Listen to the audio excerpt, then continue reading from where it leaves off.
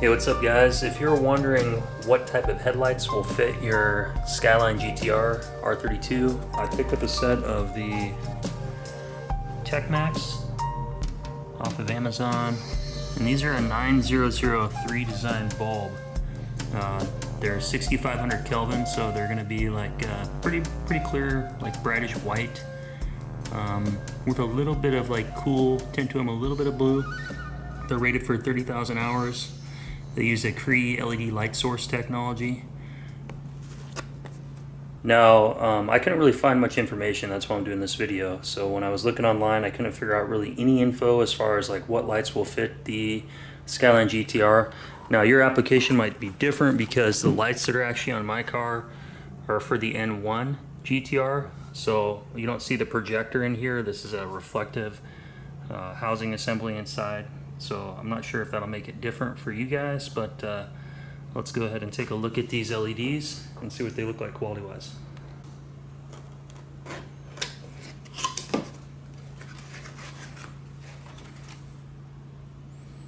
.500 lumens, or 5,000 lumens, and they consume 30 watts. So yeah, the packaging is pretty nice inside there too, boxed up real nice. And then the bulbs themselves, these heat sinks are, I don't know if they're made out of aluminum or metal, but they're definitely a metal. And it's the front, so it's got the connection housing matches what I'm looking for my headlight, which I'll pull the HIDs out that were in there. And I had HIDs that are in there that work, but anytime I hit a bump, they like turn on and they turn off, and there's something wrong with like the wiring in them. I think they're just old, so I was thinking of replacing them with another set of HIDs, but I went with the LEDs because I like the fact that you don't have to have a ballast. You just plug it right in, and there's a lot less wiring and stuff underneath there.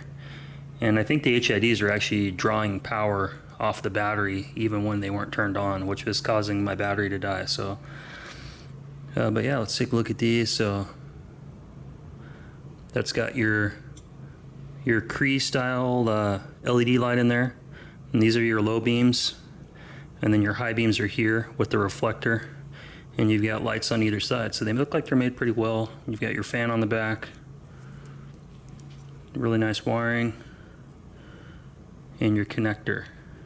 So here's a quick look at the HID bulb that was in there, and what I did is I took the bulb out on the other side by the battery, went up to shucks just to match up what size bulb it was.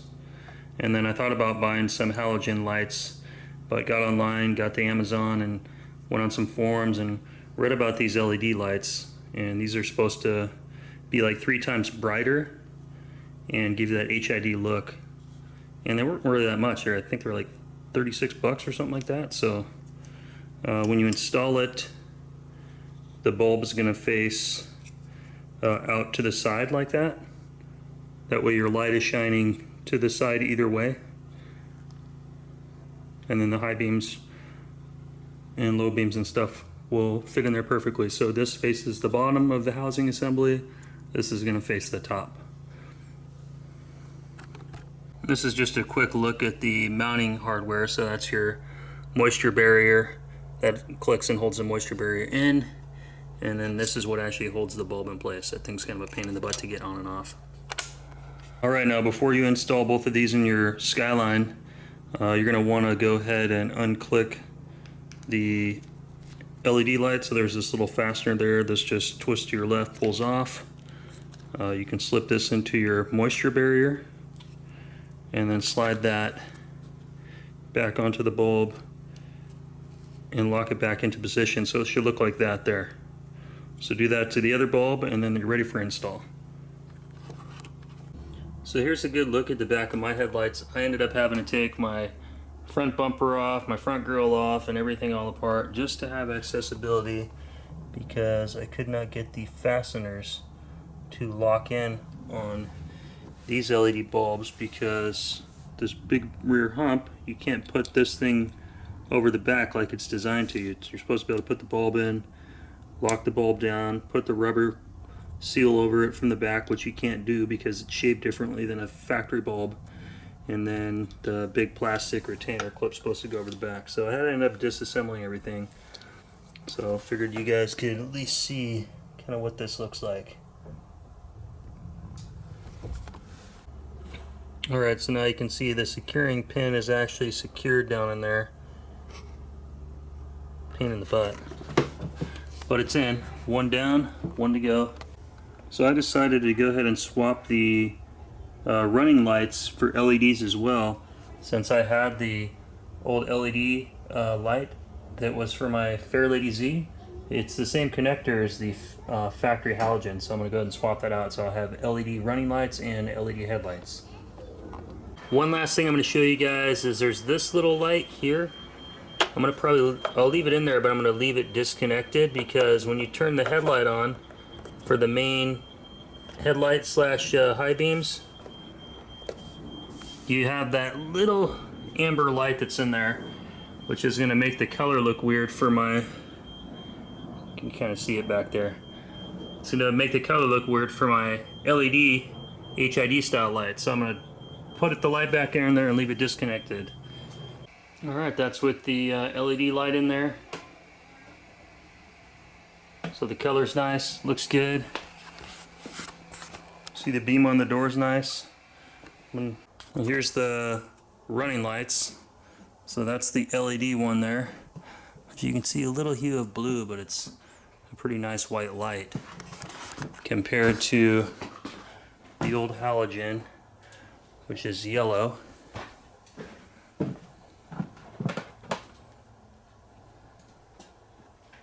And as far as getting the headlight out, you have to take the bumper off. Before you do that, you have to take the turn signal out, take the bumper off. You got two secure bolts here and here, and then there's a couple of nuts on the back down in there. Let's see if I can get them. So you got one down there, and then there's another one at the top right there. So those two nuts. As far as the headlight removal on the passenger side, you need to take the intercooler piping off that goes here, and then you need to loosen up. There's a vacuum line that's on the top of this. You need to loosen that up in order to be able to get your wrench to slip all the way down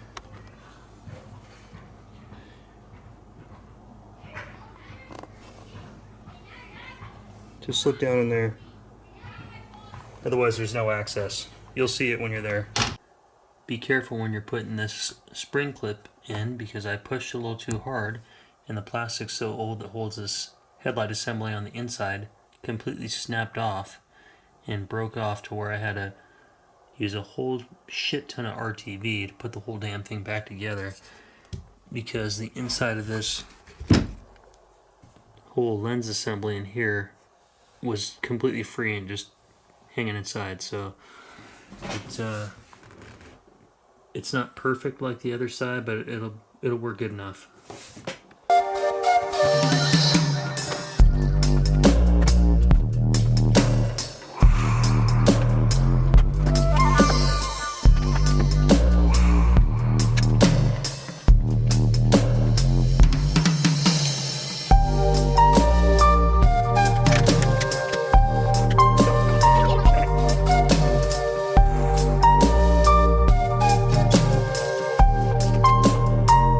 And here's a look at the factory headlight harness, and it appears to be OEM. It doesn't look like it's been cut or anything, so that's just what was on my car. This is the high beams.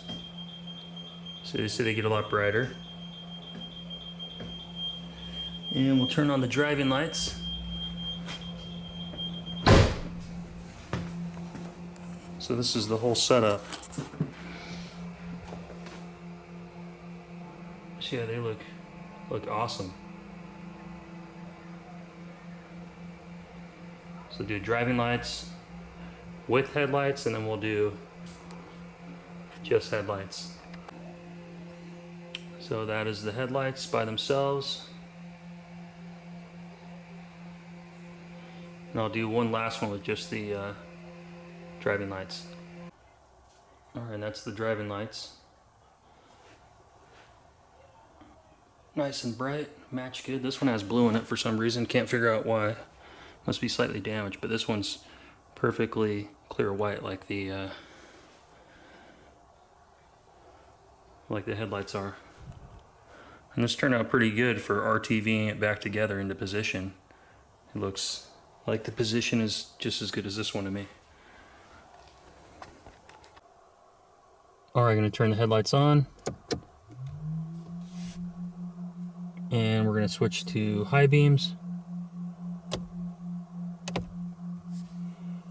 Drive lights.